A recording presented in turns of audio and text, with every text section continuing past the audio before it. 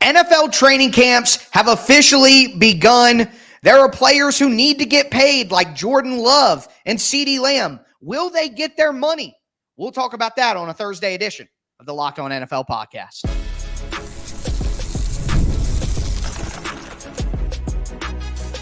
You are Locked On NFL, your daily NFL podcast. Part of the Locked On Podcast Network, your team every day. Welcome in to a Thursday edition of the Locked On NFL podcast. I'm one of your hosts, Tyler Rowland, local expert for Locked On Titans, here with my co-host, Alex Clancy, local expert for Locked On Cardinals. NFL training camps have finally kicked off. We are back to football, but there are a lot of players out there who haven't been paid yet. We're going to talk about the biggest holdouts and hold-ins and whether those guys get their new deals before the season. Also, a lot of new faces and new places. Who do we think will do well? And it could be the last dance in 2024 for a few stars with their current team. We'll talk about who could be in a new place next year. Before we get into all of that, do want to let you guys know that today's episode is brought to you by Game Time. Download the Game Time app, create an account, use the code LOCKEDONNFL for $20 off your first purchase. Terms apply. Also, thank you for making Locked On NFL your first listen each and every day, Monday through Friday, NFL content all year round, always for free. Make sure that you get subscribed, stay subscribed. It's your team every day here on the Locked On Podcast Network. But Alex, a lot of the big news at the beginning of training camp is about holdouts, guys who want a new deal, guys who want new money and haven't necessarily got it yet. The new wave, honestly, that's why I say holdouts and hold-ins. There's a lot of hold-ins going on because guys don't want to sacrifice their money. They made a change in the CBA a few years ago where if guys miss training camp, the fines that they receive cannot be rescinded. So basically the NFL let NFL teams off the hook because, you know, a lot of NFL teams in the past would just, hey, we're going to fine you, and then when you show up, we'll rescind all your fines. Well, NFL teams aren't allowed to do that anymore, so guys are holding in. They're showing up to the building. They're on the premises. They're present, but they're just not practicing, and we're seeing that with Jordan Love. We're seeing that with Brandon Aiyuk in San Francisco as well. There are other guys like Ceedee Lamb, who is officially holding out in Dallas. Amari Cooper wanted new money and got new money. Hassan Reddick is a guy who's holding out for the New York Jets in a weird turn. Randy Gregory is also holding out with the Denver Broncos, which seems which one of these does not match. It would be that one. But I guess out of guys like Jordan Love, Tua, Ceedee Lamb, if it were you, Alex, which one of those guys would you prioritize paying first? And who do you think, I guess, does ultimately get their money before the start of the season? I would say Ceedee Lamb just because the Cowboys always pay their guys, you know, at the detriment at times to the build out of the roster. I mean, I feel like that's the most obvious one. Brandon Aiyuk, if we're looking at history, he's also obvious. This is what happens every offseason when they have a guy that's not named Christian McCaffrey that needs a new deal. Happened with Deebo Samuel, etc. The interesting one for me is Jordan Love because they got to pay him, but he's only played half of 1 year above average because he's only started 1 year. So is that all you need at this point to be able to get $50 million? Like that thing for me is I don't really understand, you know, the clout that Jordan Love thinks he has already, even though the last half of last season was, you know, excellent. It was Aaron Rodgers-y. I just don't necessarily think that that's going to happen right this second. I don't think it necessarily should. But for me to answer the question simply, Ceedee Lamb and then Alvin Kamara is another guy who wants a deal, who wants to stay with the Saints. Yep. And Trent Williams now too. He's officially holding, like he's not even doing the hold in like Brandon Aiyuk. He's officially doing a hold out with the San Francisco 49ers. So it's everywhere. Yeah. But yeah, I would say Ceedee Lamb probably. I agree. I don't understand how Dallas is just sitting on their hands and doing nothing about all the guys that they need to pay. They have three very good top 10 players at their position, arguably top 5 players at their position in Micah Parsons and Ceedee Lamb, with Dak probably being a top 10 quarterback. I don't think that's a controversial thing to say, even if maybe you don't think he's exactly top 10. I think he's top 10, but I mean, how can you just not pay any of these guys? It's only going to get more expensive. It's like, it just feels like the Cowboys are betting on their players being worse, which is just a weird way to look at your team and look at your best players. Like Ceedee Lamb was a top 5 wide receiver. Well, he won't be next year, and then we'll pay him after that when he's cheaper. Like they are banking on their team being worse. It's like shorting a stock or something. Like the Cowboys are literally shorting their own stocks and acting like they're the smartest guys in the room for doing it. It just doesn't make any sense. But for me, I think the obvious name is Jordan Love. I think the quarterbacks get paid. I think the Dolphins get the Tua deal done. I think Jordan Love does get the big deal. I got to be honest with you, though, Alex. I would be skeptical about both of those. I think Jordan Love has incredible talent, but you've talked about it before. We've seen it for a half a season. The Packers weren't even good at the beginning of the season. It was the back half of the season where Jordan Love looked good. They have a lot of young players. All right, they have a lot of unknown players at important spots. Their wide receiver group has a lot of talented guys, but there's no like absolute superstar. Green Bay is waiting for certain guys to kind of take that next step and jump into that stratosphere. And if they don't do that and they just stay a good collection of B-level talent, is Jordan Love going to have the highs consistently that he had last year? Because if you pay him as the highest paid quarterback in the NFL, he needs to be as good as he was in his bright moments all year long. Like that has, and I just think it's quite the gamble to pay him highest paid quarterback in the NFL money for seeing a half of a season that was really good. It was really good, admittedly so. And a lot of things have stayed the same, a lot of continuity. But, and then on the other side, I've been a skeptic of Tua for a long time. Right. Like, I just don't understand how you could get anywhere near some of this money that we've seen for Joe Burrow, Patrick Mahomes. Like, I just don't know how you could do that. I don't understand how you could make that decision and think it was the right one, especially in Miami's position when their roster has been depleted this all season, quite honestly. Like, they lost a lot of talent. So that's going to require money to fix, and I just don't know if paying Tua that money is going to happen. One other guy that we mentioned it earlier, but the Jets, what egg on their face for Hassan Reddick? How do you trade for him and you let Bryce Huff go to the Eagles? You basically trade and get Hassan Reddick knowing that he wants another deal and you have no intention to pay him a new deal. He's literally he hasn't been there all season long. How can you trade for a guy knowing what he wants? When these trades happen, Alex, the guy gets traded and then he gets his contract. Like, they are trading him to that team because that team is willing to pay the contract. Like the L'Jarius Sneed trade for the Titans that I cover. The big part of getting that worked out wasn't the trade package. It was the contract with Sneed, and they had that agreed upon when the trade was finished. How did the Jets not do that with Hassan Reddick? It just doesn't make any sense. So I'm with you. But some of these situations, they may get their money, but I don't know that they should. Yeah, I mean, I do think the one thing with Jordan Love that the Packers do have going for them is everybody's really young and they're really cheap. All the skill position players are still on the rookie scale deals. Even Christian Watson, Dontavian Wicks is going to be a guy who's going to be a stud next year. Jaden Reed, like they've got guys.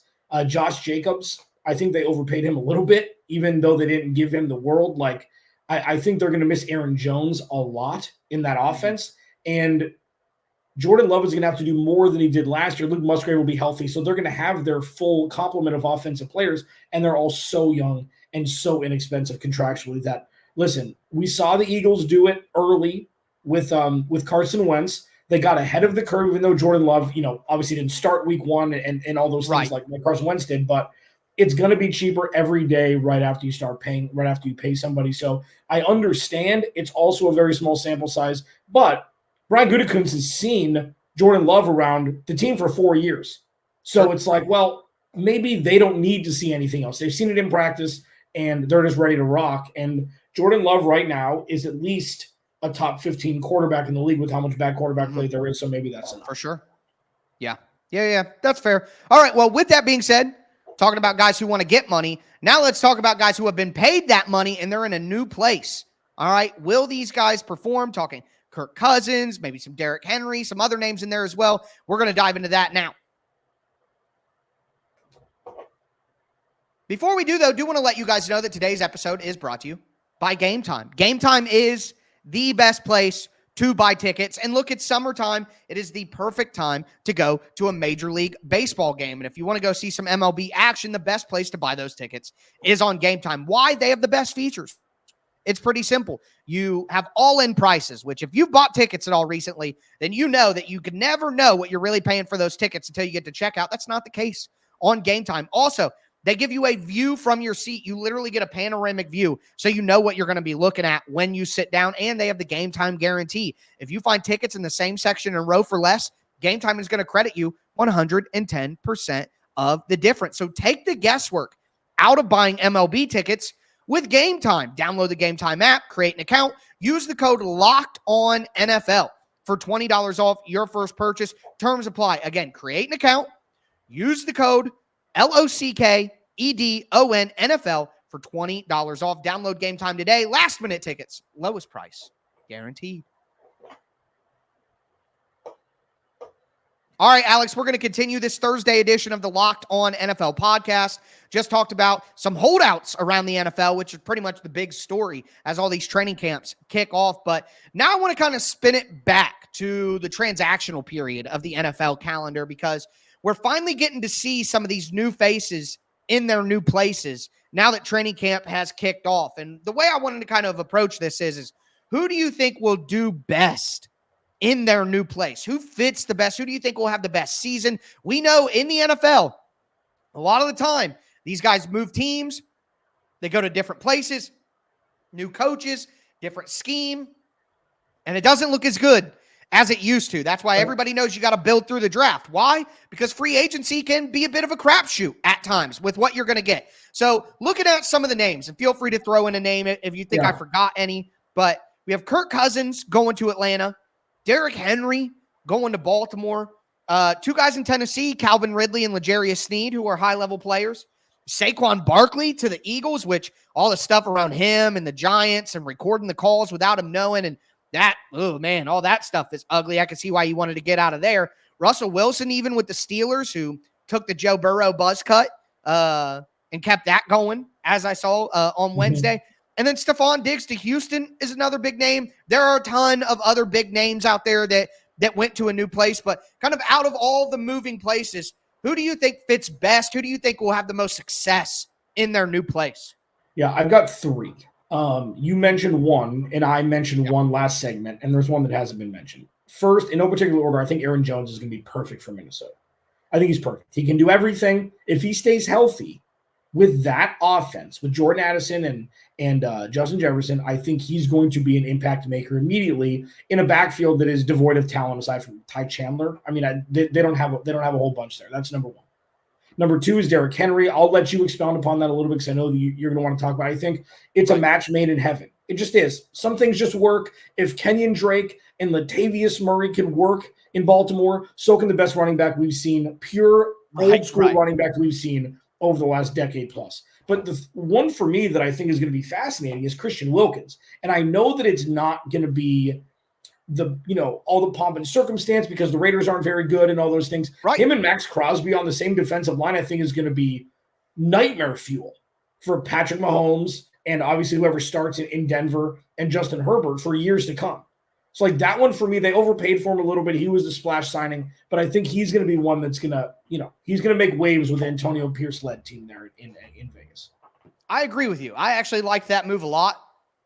And that's part of like my discontent with the Dolphins because I think the Dolphins lost so many good players, including Christian Wilkins. And I think having an interior rusher is just super, super important. But I will hit on the Derrick Henry thing. I do think he's going to have success. So Titans fans got a little mad at me at times last year because I was saying, hey, Derrick Henry is still a very good player, but he certainly has lost a step. Like he's certainly not as good as he was in 2019 and 2020. But the thing is, that'll matter less on the Ravens. Like the Ravens have a better team than the Titans had. And the Ravens are going to be up in more games than the Titans were, which means that Derrick Henry can get that volume. Yeah. I got to say, I was worried a little bit about the fit with Henry because I think the Ravens like to be in shotgun to take advantage of Lamar Jackson's mobility, all of that. But the reality is Derrick Henry is a volume back. And when the Ravens are winning a lot of games like they're projected to do, and like we think they will do, Derrick Henry's going to be able to get that volume. Maybe not on a week-to-week guarantee, but he's going to be able to get it enough to where he's going to put up good numbers. So I think Derrick Henry is a good fit, and I think what they paid for him, he will have success in that system. I just think it'll look a little different than the success that he had in Tennessee when he was a bell cow that they wanted to give the ball to 25 times a game. Even if it didn't work for a single second, they're just still going to do it because Mike Vrabel's Mike Vrabel. You know what I mean? So I do like the fit of Henry, and I think he'll have success, but I don't think it's going to be what it was in his prime in Tennessee. I don't think you're getting that Derrick Henry. Yeah, you ready for the comp? You're going to be like, that's exactly what it's going to be. LeGarrette Blount. Okay. That's what it's going to be. Yeah. He's going to be LeGarrette Blount. A more talented version, but yeah. Well, of course. But LeGarrette Blount Right. made his waves towards the second half of his career with Philly, with the Patriots, obviously, where it's, you know what, you're up 10 points starting the fourth quarter. LeGarrette Blount's going to touch the ball 15 times. And he's going to eat clock, and everybody knows they're going to run the ball, and he's still going to be able to get 3, 4, 5 yards of carry, and you're going to win football games. And I think that's something that Baltimore's been lacking because they haven't had that, incredibly talented running back due to injuries and otherwise. Yeah, and this is just going to be, it's going to be a match made in heaven. It's going to be a match made in heaven. Now, I don't think that the Ravens have had like a really, really good running back since Ray Rice? Yeah. It's you know what I mean? Like in the Lamar Jackson era, they haven't had a stud running back. So I think this obvious. And last year in the playoffs, they couldn't run the ball to save their lives. They had to throw it a bunch, and it just didn't work out. So I think it's a fit there. And I think that, you mentioned the Stephon Diggs trade to Houston. I think one of the more now under the radar names that they signed that I think may have even more of an impact is Danielle Hunter. Hunter. That defense is young. Well, they're not as young, but they're going to year 3, year 4. They have young pieces. Or Derek Stingley, and Will Anderson is already ready to rock. He'll be a Pro Bowler next year. Christian Harris. You got Danielle Hunter there alongside Will Anderson with that defense, with DeMeco Ryans coaching the damn team. Forget about the offense. The defense is going to be great. Like, if things pan out and CJ Stroud replicates what he did last year with the moves that Houston made this year, they're a Super Bowl contender immediately. Like, this isn't like a curve thing. It doesn't matter if it's Patrick Mahomes. It doesn't matter if it's Joe Burrow. I'll tell you what. If I had to do one game, roster to roster, Joe Burrow versus CJ Stroud for one playoff spot, I'm picking Houston. Like, I feel like at this point where the pieces they've added veteran-wise is really just going to bolster them. It's going to expedite the process for them to be in that top-tier elite relevancy. I think that if you look at all of Houston's moves, I've said on the show before, I think some of them were a little overrated. But regardless of the opinion of it, if those moves do all work out, you're 100% right. They're ready to go to the Super Bowl right away. So I'm with you there. Also, I'm just there with Saquon Barkley and the Eagles. Yeah. I just think that's going to work. It just looks good. It's going to work. He's just got to stay healthy. He's just got to stay healthy. Yep, that'll be the gambit there. But with that being said, might be the last dance for a few players in their current spot this season. Let's talk about some of these guys who may move on after the year and whether they actually will do so. We're going to get into that now.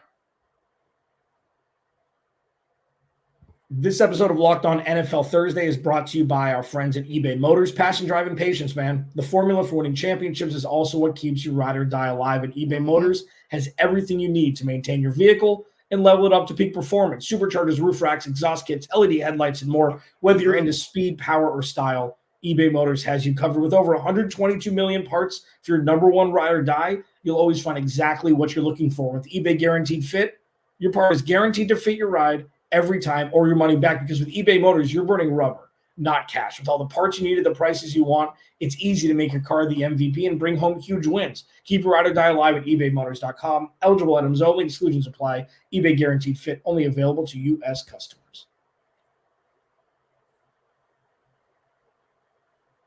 So the final segment of this offseason hasn't been as crazy. We're going to go into I believe the last month of the year, we'll do, MVP, offensive player, rookie of the year. We'll do our way too early projections that are, only a month away from the season, because we're about 5-6 weeks away from kickoff for week 1, which, this offseason was so much shorter than normal. Tyler Rowland, Locked On Titans. Alex Clancy, Locked On Cardinals. There's a lot of teams that may be saying goodbye to players in 2025 that are on the roster in 2024. Tyler's got a list. We're going to run down these names and, see who has the best chance to stay, best chance to leave, and some are just, up in the air at this point. All right. So, number 1, Dak Prescott. That's a good one. Devante Adams. I think that one might be a pretty obvious one there. Stephon Diggs, I want to mention again, they redid his contract so that it's only a 1-year deal. Right. T. Higgins could be on his way out with the Bengals. What about a guy, DeAndre Hopkins, for the Titans going into the last year of his deal, hasn't got an extension. And then another quarterback, Daniel Jones, which the Giants seem as ready as possible to get rid of Daniel Jones. I guess who out of those names, and if there are any other names that you want to bring up or you could think of, who do you think for sure is in the last season with their team? Devante Adams, DeAndre Hopkins. I think those two, okay. DeAndre Hopkins is going to live that Darrelle Revis life, Aqib Talib life for the rest of his career. 1 year, 10 mil, who's giving it to me? Because he's going to be good for the next 5 years. If he stays healthy and he continues to want to play football, you saw it last year firsthand. And I told you when he signed there, he's got all the juice left. He's never been the fastest. He's always gotten to his spots. He catches everything. Right. He shuts his mouth and he plays football. It's the wildest thing to watch DeAndre Hopkins work. He always gets there. He's like Amari Cooper, but better. It's just he's very unassuming. You see him with his swag on lining up outside. He's like, I'm going to eat you for lunch. And he does. Devante Adams may be gone this year. Depending, who knows what's going to happen with Gardner Minshew and that whole experiment in O'Connell. In Vegas with their quarterbacks. I'll tell you what. He's going to eat with Gardner Minshew at quarterback. Look at what happened with Michael Pittman. He's going to throw the ball 40 times a game, that's what they do. But I think those two have the best chance. Dak Prescott, I don't see Jerry Jones not paying him. He's going to be the quarterback for the next decade with the Cowboys. I don't see him going anywhere else. Right? I mean, do you? Yeah. I don't know how they could let him go, but maybe it's like the Kirk Cousins situation. If you let him get to market, then he could go wherever he wants. I didn't think that the Vikings would let Kirk Cousins go, and it wasn't their choice. He went to free agency, and he said, yeah, I'm going to go somewhere else. But I agree with you. I think Devante Adams probably gone this year. There's so much writing on the wall there. And when your quarterbacks are Aiden O'Connell and Gardner Minshew for the whole season, and that's the plan, I mean, how could any veteran wide receiver at the end of his career want to be okay with that? I think the DeAndre Hopkins thing is interesting. I think you're right. I just think that team could be the Titans next year if they perform well. But if it's not, I absolutely could see Hopkins moving on and doing a new thing. But I really do think this is the end for Daniel Jones. Yeah. They're going to get out of that contract after the year. It looks like they already want him out. You talk about, Devante Adams might be gone by the year. Daniel Jones might not be the starter by the end of the year. They may just go with Drew Lock just because, you know what I mean? So I think that absolutely could happen. And Hopkins is an interesting one. Obviously something I'll keep my eye on. Prescott, the Cowboys can't let him go. But again, I thought that with Kirk Cousins, but Devante Adams and Daniel Jones are two that I feel very, very confident will not be on their team next year.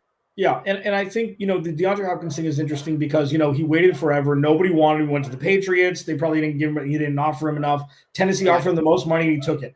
I feel like this was the plan all along. 2 years, make all your money, and then go to Kansas City for 1 year, $3 million, go to Cincinnati for 1 year, $3 million, go to Houston for 1 year, $3 million, back home where the team that drafted him in a completely different organization. I think next year is going to be the go-win year.